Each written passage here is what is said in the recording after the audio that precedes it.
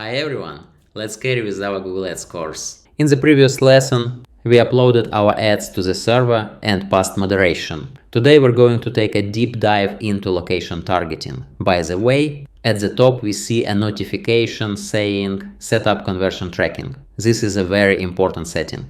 We'll have separate lessons about it later. We're not even going to launch ads until this is set up properly. But for now, that's not what this lesson is about. I'll just quickly comment on the notification.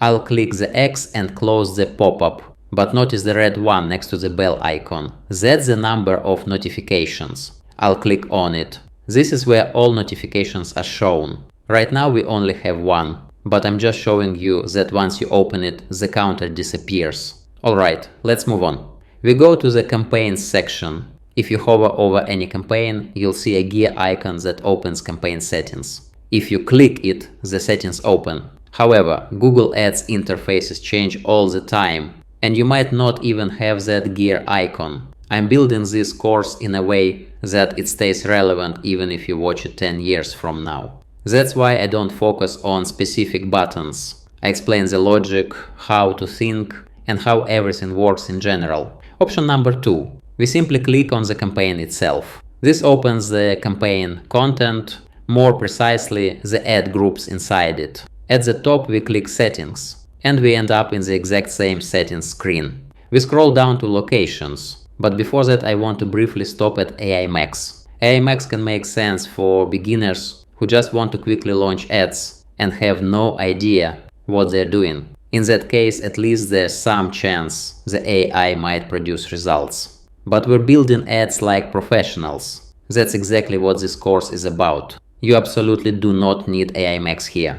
In my tests, it never produced better results. In 100% of cases, performance actually got worse. It's not that Google implemented this poorly. The reason is simple. We'll set up the ads so well that AI literally has nothing to improve. AI is trendy. That's it. Alright, moving on. We scroll down and open locations, then immediately click Advanced Search. On the left, we see the locations currently targeted. In our case, Miami.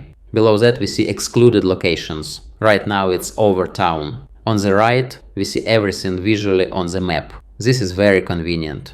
There's also an option Add locations in bulk. If you check this box, you can add locations in bulk. We don't need it right now, but you should know it exists. I'll uncheck it. Now I switch from location to radius. This is an extremely powerful feature that a lot of people completely ignore. For local businesses, this is absolute gold. For non-local businesses, radius targeting doesn't make sense, but we'll get to that. Here, Google asks us to enter a place name, address or coordinates. But there's another option. You can click pin mode, move the map however you want, click on any point and then click include. That creates a radius around that exact point. Now we see a new location in the list, 20 miles around this point. I clicked a random spot just to show how it works. 20 miles doesn't even fit on the screen, so I'll zoom out a bit.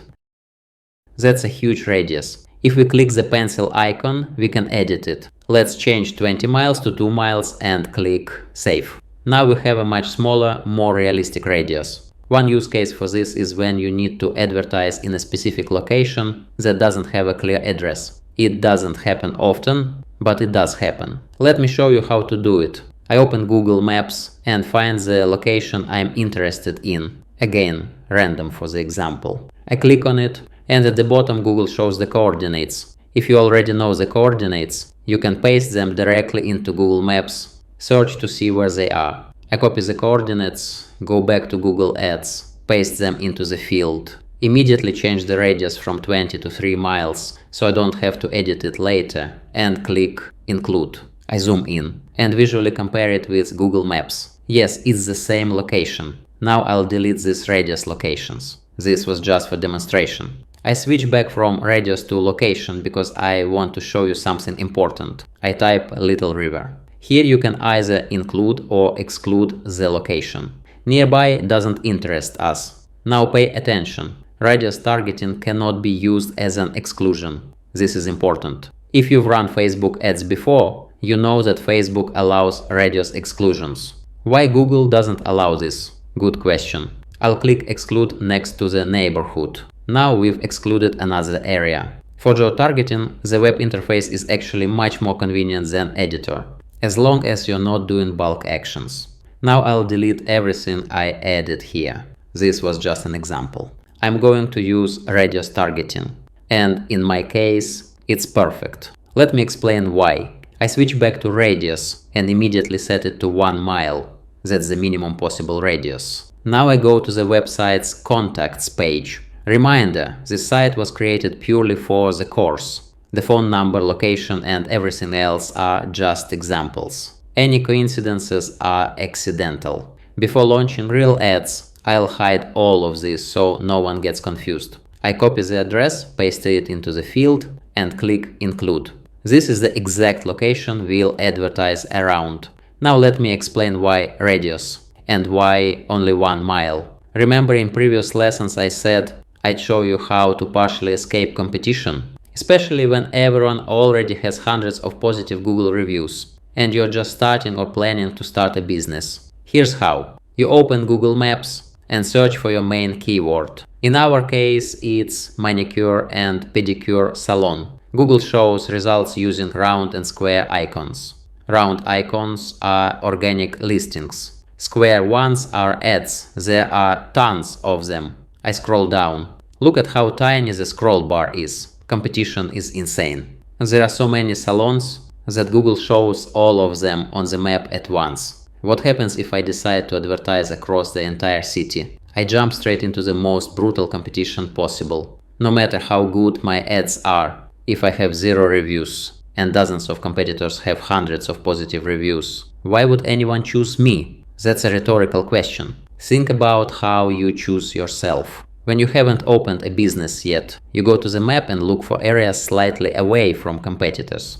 You find a few potential spots. Then you drive there, stop nearby, observe foot traffic, cars, how convenient the location is. The next step is testing. Exactly what we're doing in this course. Before opening a salon, you send traffic and see if there's demand. If there is, you confidently take a loan and invest in opening the business. Most people do the opposite and fail. Now imagine the salon already exists and moving isn't an option. This is where a small radius saves you.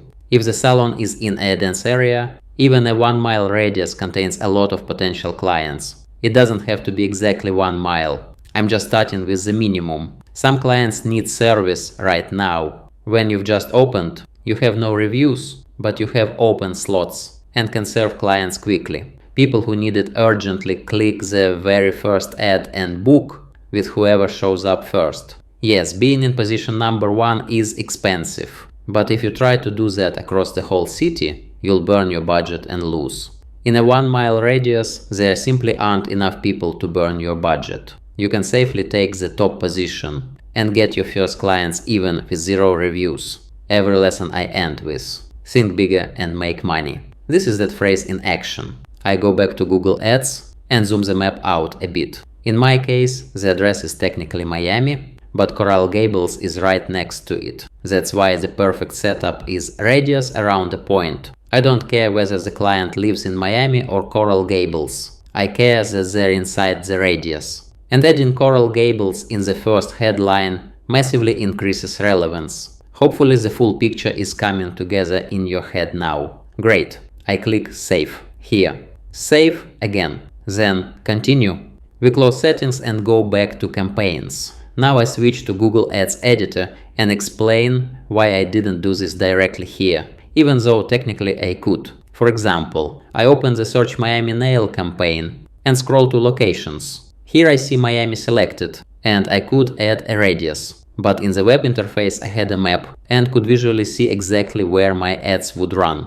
That's why I first set everything up in the web interface, and now we'll transfer it into Editor. I click Get Recent Changes. Select More Data. Otherwise the changes won't pull in. You can load all campaigns or selected ones. You already know this. I'll choose All and click OK. Notice how Editor highlights what changed. New items appear normally, removed items are crossed out. I click Done. I click on the entire account so I can see data for all campaigns. In Search Miami Nail, we have the correct location. The other two still have old ones. I select and delete them. By the way, if you don't select any locations at all, your ads will run worldwide. Now I select the correct location, right-click, Ctrl+C, press Ctrl+V, choose the campaigns where it should be added, and click OK. Now all campaigns have the correct targeting, but we're not done yet. We go to Locations, Negative, and remove everything there. Those excluded locations are outside our radius anyway, so they have zero impact. I'm just showing you that it's important to keep things clean. I select and delete them. Crossed out items mean the changes are still local and not posted yet. Everything looks good. I double check locations. Perfect. Now we upload everything to the server. Click Post, review the change, click Post, then Close. That's it. Everything is done. You can go back to the interface and double check. It's best to refresh the page so data isn't loaded from cache. I open Search Miami Pedicure campaign settings as an example. Scroll down. And yes, everything is there. Perfect. Reminder, what you're watching is a complete Google Ads course, fully free and publicly available. If this were a paid course, the minimum price would easily be $1,000. And you'd probably be buying a cat in a bag without knowing what you're paying for. Here you get a truly powerful course for free. It's useful not only for beginners, but also for people who have managed million-dollar ad budgets. Big spend doesn't always mean great setup, often it just means someone is good at selling. If you haven't watched the previous lessons, I strongly recommend starting from the beginning. You'll definitely pick up valuable insights. After this course, I'm also planning to record courses on SEO and WordPress website creation. And in the next lesson, we'll configure ad scheduling. Don't forget to like this video and subscribe to the channel. See you in the next lesson. Think bigger and make money.